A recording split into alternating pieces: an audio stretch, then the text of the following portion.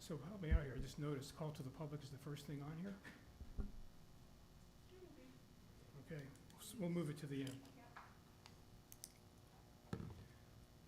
Okay, the regular agenda, item number 1, public hearing, discussion and possible action regarding approval of resolution 2024-07, determining and adopting estimates of proposed expenditures by the town of Carefree for the fiscal year beginning July 1st, 2024, and ending June 30th, 2025, and declaring that such shall constitute the budget of the town of Carefree for such fiscal year. Mr. Neese. Thank you, Mayor, members of the council. Unfortunately, I have a new computer. It's not talking with the screens above, so unfortunately, we don't have the digital representation tonight, but we have another computer on the way. We will connect that computer for our next meeting. Quite simply, this is the last step in our overall budget process, which started 6 months ago. As we have explained, it is within 3 phases. We evaluate the data that comes into the town from the state, from other jurisdictions that report to us about revenue, and then staff evaluates their workload and roles within the town, and we come up with a draft budget. That draft budget is then presented through a series of public workshops to the town council and the community, and that helps to mold the respective budget. Then we go through the approval process, the final phase of the 3, and that started last month with the preliminary budget, in which we adopt the bottom line figure, which was $13.3 million, which is a 7% reduction over the previous fiscal year. So the target is obviously our new fiscal year, which starts on July 1st. We're going to have a public hearing tonight. The mayor will open up that public hearing, close that public hearing, and then we look at adopting a resolution to approve our fiscal year budget. These are the 4 areas of emphasis or focus for this next fiscal year. I won't drill down into these 4 areas. We discussed them in detail at the previous budget workshops, but once again, at a high level, public safety, infrastructure investment, community development, and community engagement are all part of the fabric of this next fiscal year budget. And once again, we discuss those elements in detail at the previous budget workshops. The budget dashboard I shared with you at our last fiscal meeting essentially represents the revenues coming in, the operational expenses. Is it working now? Okay. Oh, there we go. All right. Yeah. So cross your fingers. So Only 3 out of the 4 are working. yeah. Okay. There we go. All right. So as you can see, the revenues on the left side of the screen illustrate what typically comes in on an annual basis. We're projecting slightly over $8 million in operational revenue coming into the town. The supermajority of that, or 2/3 of that, is approximately $5 million coming in through municipal sales tax. And we talked about the major elements contributing to the sales tax, retail and construction. And when compared to the 10-year averages, they're in decline. And we talked about the elements of why they're in decline. One of the elements that is increasing is accommodations. And we talked about the value of the hotel across the street and what that is doing to our bottom line. That's more than doubled the accommodations over the 10-year averages. So there is an economic benefit to having that hotel here, and an indirect benefit to the restaurants and the retail establishments that have expressed to you at numerous town council meetings that they are seeing traffic from that hotel into their businesses. So there's an indirect benefit from that hotel. So this speaks to economic development initiatives. This is why we look to diversify, to insulate ourselves from the risk, from the volatility of retail, from the volatility of construction. The volatility of construction is a result of legislative changes. The volatility of retail is due to social or consumer behavior changes, and then things that we cannot control, such as a large business that contributes to our tax base closing, such as in the past year, CVS Pharmacy, that contributed to our tax base, it closed. We don't have control over that. Now we're working to fill that CVS, and hopefully we have an announcement in the near future. But these are things that we cannot control. Economic development seeks to diversify. Every community in the state that is sales tax centric looks to economic development to generate revenue to diversify and insulate themselves from the volatility of a sales tax centric model. That's just government 101 at the municipal level. That's what we do. That's why we do economic development. State shared revenue, we talked about how the flat tax has incrementally impacted us by a tune of about $200,000 over this next fiscal year. There's been a decline of $200,000. We can't control that at the state level. That impacts our bottom line too. So we have to look at municipal sales tax, ensuring that we're diversifying and increasing our revenue stream and insulating ourselves from that risk. Our cost recovery model is the fees that staff charges for the services that are provided. That covers approximately 2/3 of the salary and compensation, salary and benefits to the town staff. From an operational perspective, we're looking at about $7.3 million in expenses. With a $200,000 contingency, that brings us up to about $7.5 million. The major element that contributes to the costs associated with operating the town is our public safety contracts with Rural Metro and with MCSO, to a tune about 40% of that $7.3 million. We're looking at about $2.9 million contributing to our investment in public safety. Operations and salaries and benefits of our employees are each about a little bit over a quarter each at around $2 million each, and then risk management contracts at about $370,000. The second bucket of our expenses is our capital projects. And I've explained in the past that our infrastructure, like any one of us, is not getting any younger, and the medical bills associated with maintaining the health of our infrastructure just keep going up. So we have to ensure that we have enough money in our savings account to continue to pay as we go to manage our aging infrastructure. We will be investing in traffic safety, drainage repairs, street maintenance, and the town center. 60% of that, $5.8 million in capital improvements over this next fiscal year, are devoted to our streets. They're our largest asset and our largest liability. So we have to continue to maintain that, or else the cost to repair that exponentially goes up. That's why we do these street maintenance projects. They are not getting any cheaper either. Last project that we did, which covered about 25% of our streets, was $3 million. We're looking at a mill and overlay of Tom Darlington and the sections of Cave Creek Road that did not receive the mill and overlay a couple years ago, which includes a section in front of the town center and the section of Cave Creek Road on the west side. That will cost us about $3 million itself. So these projects are significant, and we have to ensure that we have healthy reserves to pay for that, just like any homeowners association does. They do a capital reserve study, they put money away incrementally, and then they spend down on that money to reinvest in their infrastructure. That's exactly what we do with our capital improvement plan. So about $5.8 million in our capital improvement plan.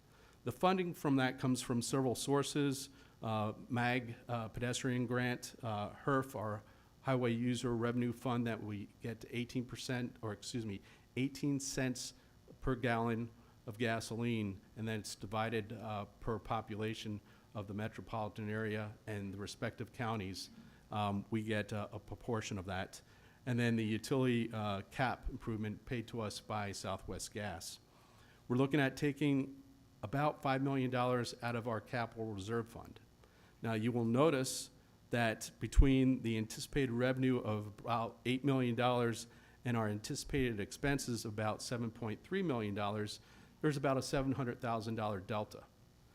The municipal sales tax is based upon a 5-year average. That 5-year average is about $5 million. We do that to be conservative with our revenue streams. Certainly, we could receive more than that $5 million of municipal sales tax. If we do, that goes into paying down that respective amount that we're going to take out of capital reserve funds. So let's say everything goes to hell in a handbasket and we don't receive the money that we expect in sales tax. We anticipate that we would take out about $5 million from our capital reserve fund, and that would take our capital reserves down to $7.5 million. That is what would be left in the gas tank. So we always project what the end result might be, worst case scenario, with our capital reserves. Last year, I think we looked at about $10.5 million. We were looking at about $12.5 million in our capital reserve fund at the end of this fiscal year. If you deduct the $5 million, it brings you to $7.5 million. So that would be the worst case scenario. So at a high level, those are the numbers behind our budget. If you add the respective capital reserves and the operational expenses, that brings you to the $13.3 million $13.3 million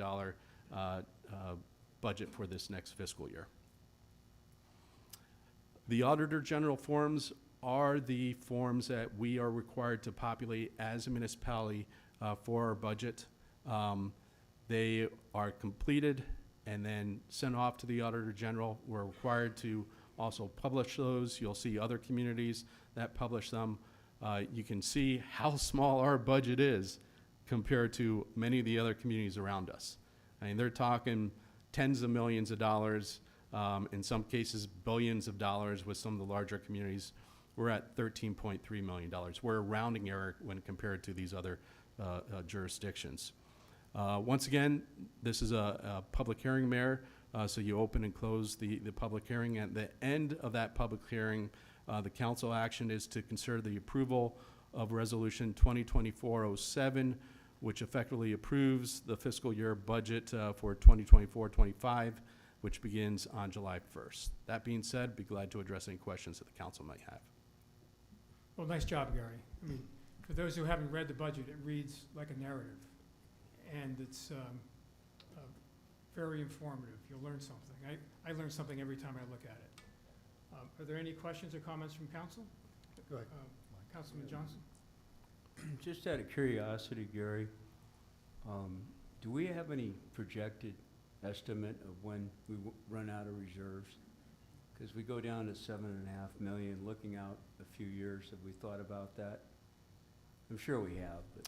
Yes, and that was what Peter Burns at the front end of our workshops talked about, is, you know, what's the assumptions there as far as revenue coming into the town, our capital expenses, where are we at within a 10-year planning horizon? I think he looked at 9 years.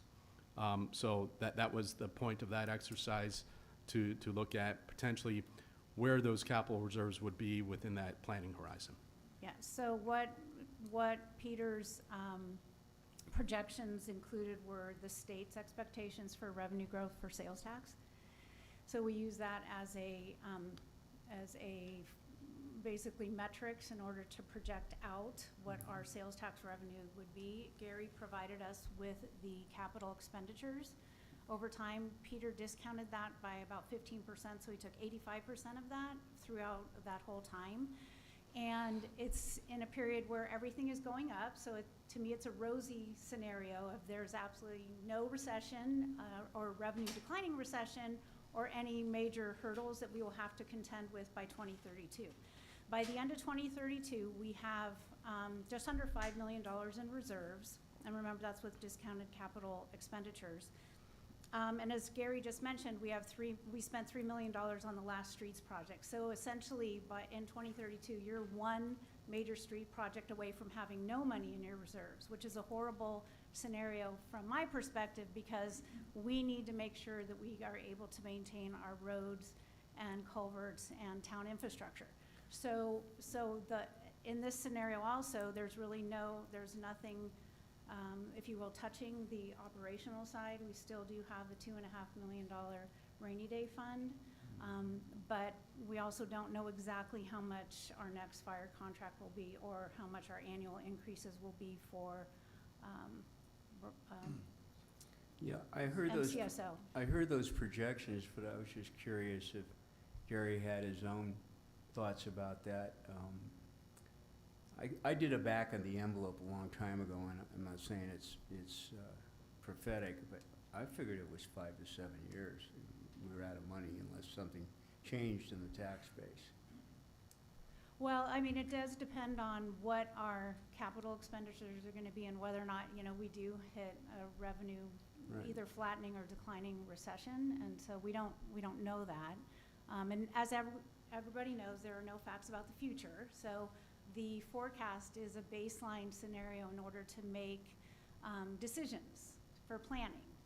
And so I think this, as I said, I think that it's a rosy scenario in the sense that nothing is declining, and we don't know if we're gonna have a recession or how deep or long it will be in the next, by 2032. I think it's probable that we will.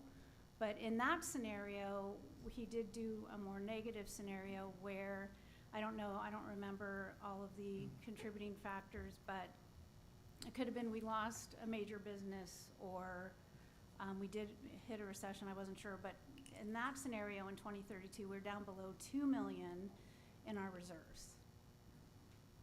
And I would also add, he did not include any development on the northeast corner. Right. Which is- factored in? No, it was No, not factored. no, It's not because, factored in. right, because we, for conservative budgeting purposes, I would never say you should count revenue for entities that are yet to exist, because then that just leads to poor public policy and poor planning. I mean, I think many of us left states that overestimated revenues in order to spend more money.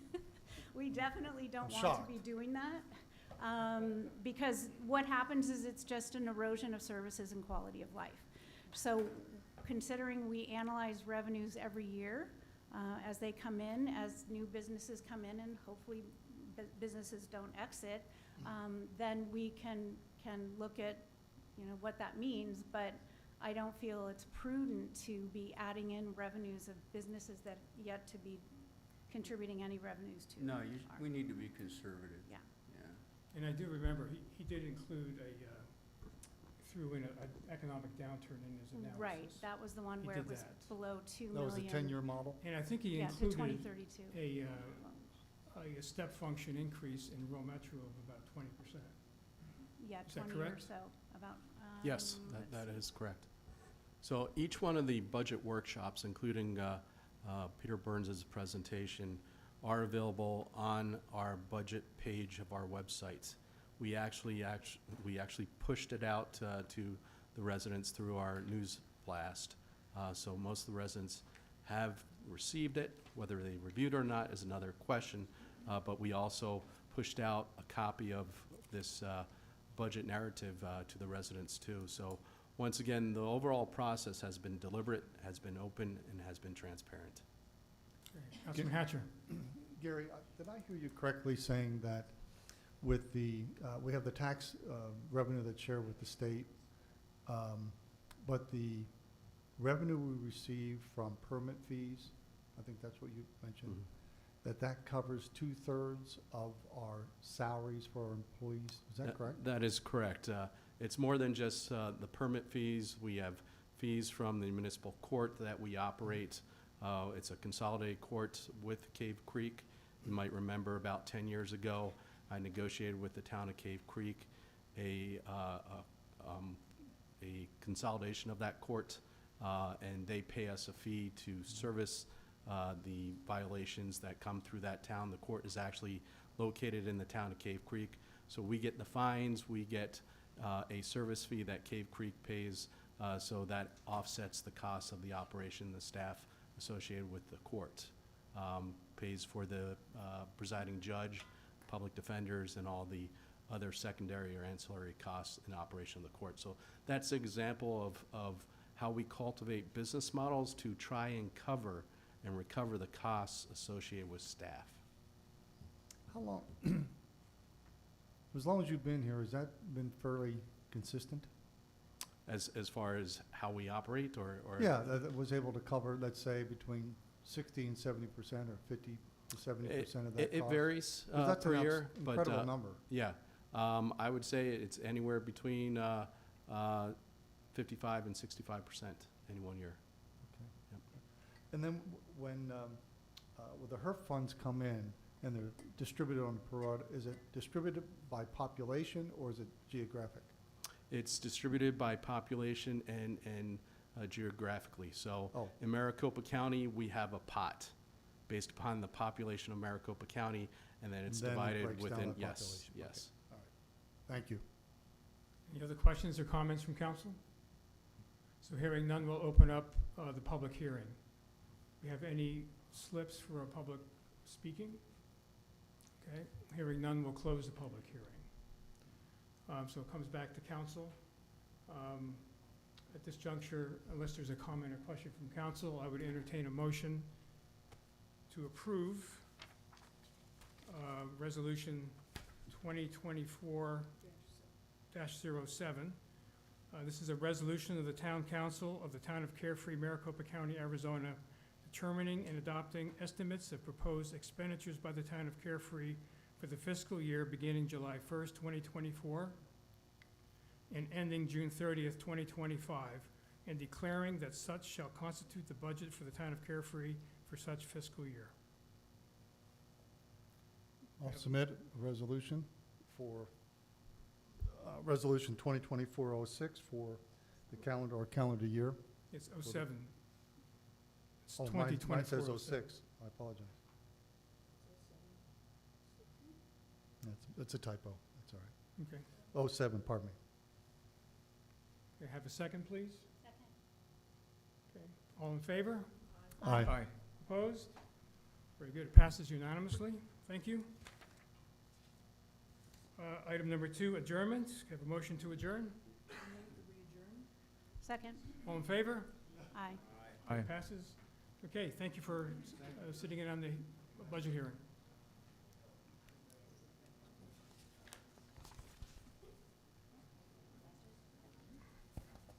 Explain that typo.